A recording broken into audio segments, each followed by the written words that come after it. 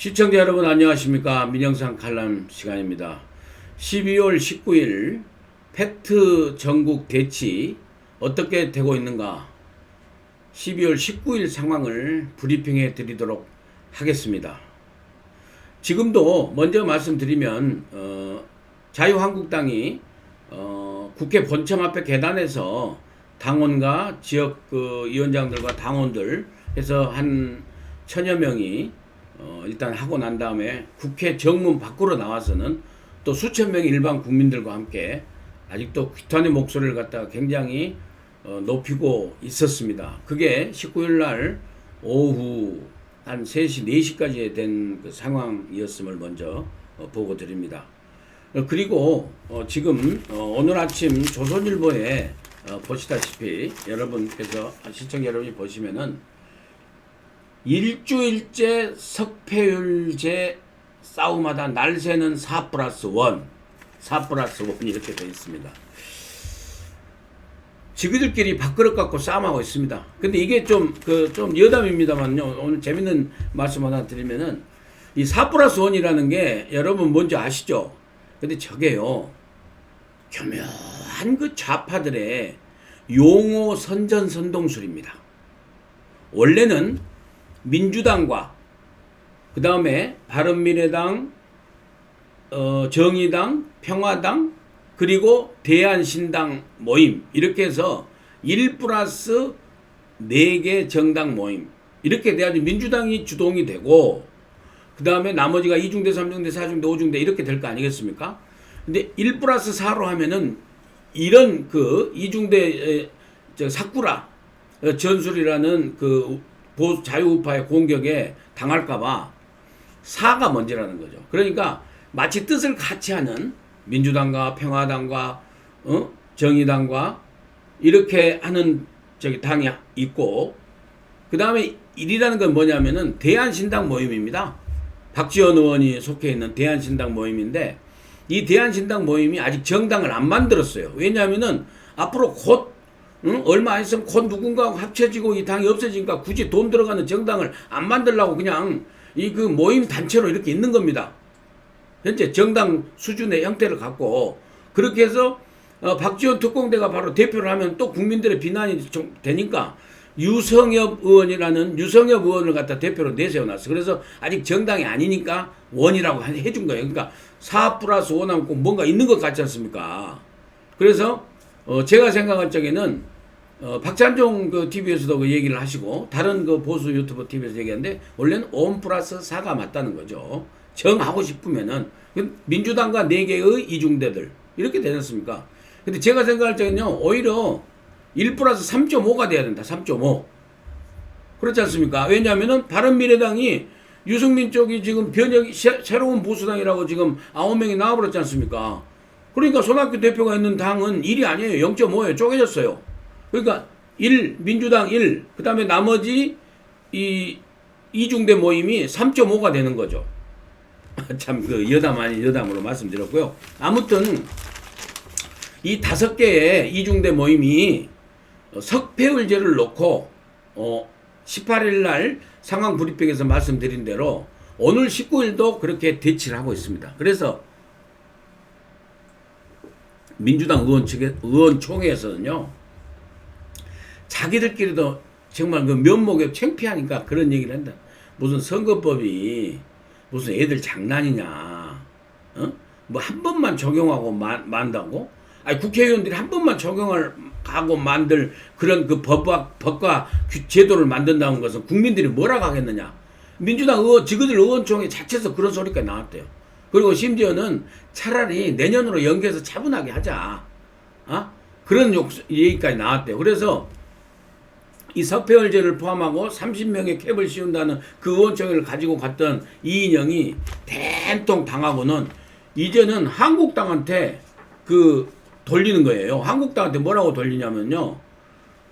국민이 원하는 것부터 하면서 검찰 개혁을 먼저 마무리 검토해달라. 그러니까 공수처법부터 먼저 하려고요. 선거법은 뒤로 미루고. 그러면 나머지 그 도토리 정당들이 협조해 주겠어요? 그러니까 지금 이인영 민주당이 완전 완전히 뒷줄이 타가지고 말입니다. 페라멜 말잔치야, 말잔치. 보십시오. 이제 지그들끼리 지금 자중질환 일어난 게 석패율제 제고를 요청한 것은 조금이라도 있을 수 있는 반개혁의 여지를 없애야 하기 때문이다. 현역 의원의 기득권 보호수단으로 이용될 소지가 없는지 성찰하고 국민의 눈으로 봐야 된다. 그러면서 민주당이 나머지 도토리 4개한테 막 뭐라 한 거예요. 그러니까 도토리 정당 어쩌겠어요? 뭐예요? 그러면 공수처 안 해. 문재인 너희들이 갖다가 목매달고 있는 공수처 신설 안 해. 나 거기 안 해서 패스트 트랙에서 우리 패트에서 내려볼란다. 이래보니까 지금 이인영이가 이제 또 검찰 개혁부터 해달라. 민생 입법부터. 그러면서 한국당한테는요. 모든 걸 안 하고 다 뒤로 미루고 오직 민생 입법만 처리하는 원포인트 본회의를 열자고 한 거예요. 이것도 염치 없는 소리입니다. 그러려면요. 예산안 빠꾸시켜야죠. 안 그렇습니까? 아니 예산안 부수법이요. 지금 아직 통과 안 됐어요. 예산안만 처리돼 있고 문희상 앞제비가 날치기 처리해줬지 않습니까? 불법 친목 협의체에서 한 거 예산 510이죠. 그 예산 부수법안이 아직 지금도 통과 안 돼 있습니다. 지금 20대 국회에서. 이런 그 모순된 짓을 갖다가 불법적인 짓을 해놓고 이제 와서는 빨리 예산 부수법이 필요하잖아요. 필요하니까 그것부터 먼저 처리하는. 그러면서 그렇게 솔직히 양심 있으면 그렇게라도 해야 사정이라도 해야지. 또 뭐라고 한줄 알아요?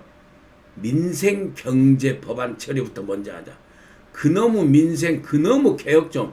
이제는 진짜 문재인 그 당이고 문재인 대통령이 간에 제발 그런 소리 좀 안 했으면 쓰겠어요. 아주 입에서 아주 구린내가 나. 그놈의 민생, 그놈의 개혁. 아주 저거들이 반개혁적이고 저거들이 반민생적이잖아요. 그래 놓고는 무슨 민생 반개혁.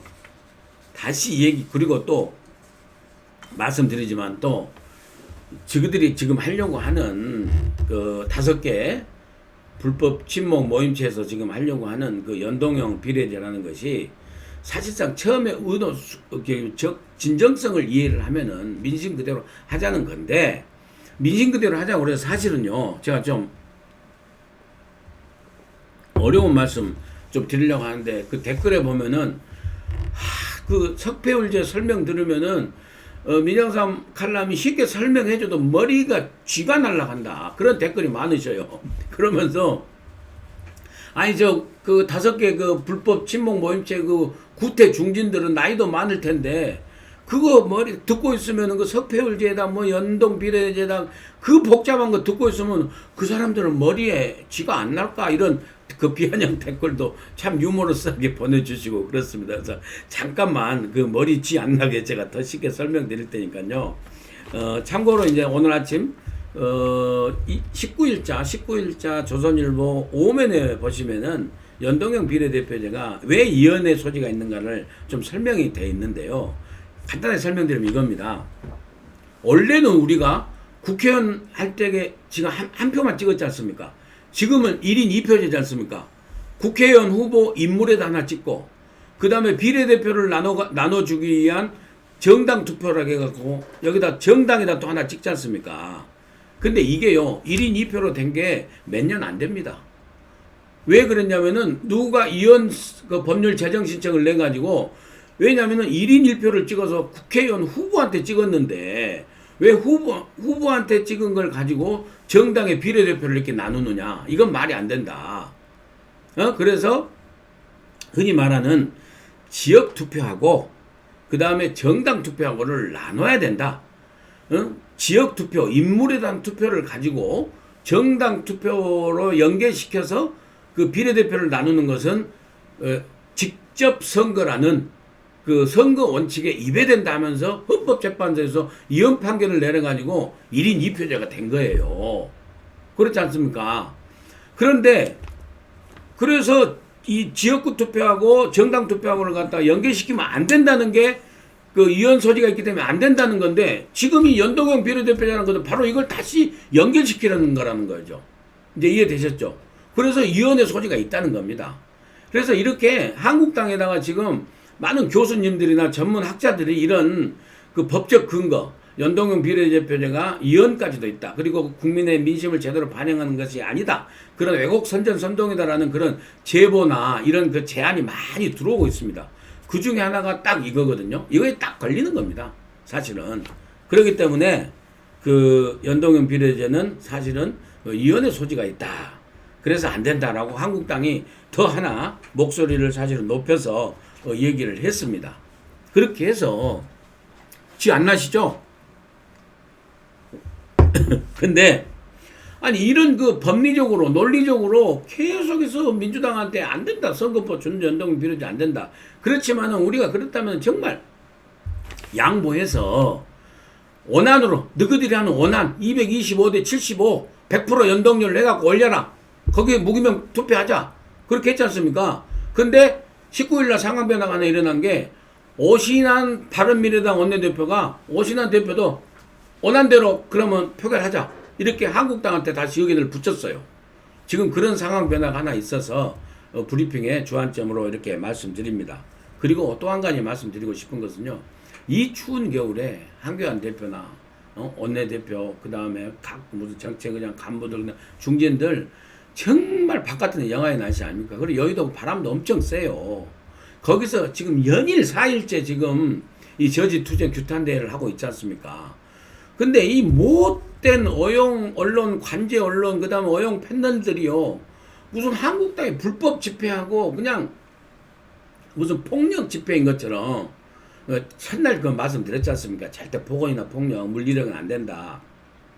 저들의 먹잇감이 된다. 근데 좀 불상사가 있었는데 그걸 가지고 좀 거짓말 좀 보태면 하루 종일 방송해. 하루 종일. 그냥 그 불법 집회고 폭력 집회라고 그것만 부각시키는 그냥 YTN이고 뭐 어디 종편 어디고 요즘은 진짜 조선 동화 빼고는 어디 볼 데가 없어요. 시청자 여러분도 그러시죠. 아이 그래가지고는요 그렇게 한국당을 갖다가 여론을 갖다가 조작 왜곡 선동하는 그런 그 언론 환경이 굉장히 지금 아픈데도 악정고투를 하고 있습니다. 그래서 한국당이 좀 실수하더라도 사실은 민영상 칼럼에서는 그 실수에 대해서는 뒤로 얘기를 안 하고 지금 이 2대 악법 저지 투쟁에 대한 그런 열심히 하고 있는 한국당에 대해서 그렇게 우리가 긍정적인 평가를 하는 것입니다. 다른 언론하고 정말 요즘 언론 볼래야 볼 수가 없습니다. 네, 12월 19일 언론 팩트 전국 상황 브리핑을 마무리하면서 간단하게 다시 요약해서 드리면은요. 오신환 바른 미래당 원내대표에서도 차라리 원안으로 의결하자. 그리고 많은 분들의 제보에 의해서 연동형 비례대표제는 위헌의 소지가 확실히 있다. 그래서 그 논리를 더 하나 추가해서 한국당이 무장해가지고 지금 계속해서 반대 투쟁을 하고 있다는 말씀으로 오늘 보고사항을 마치도록 하겠습니다. 시청해주신 여러분 대단히 감사합니다. 또 찾아뵙도록 하겠습니다.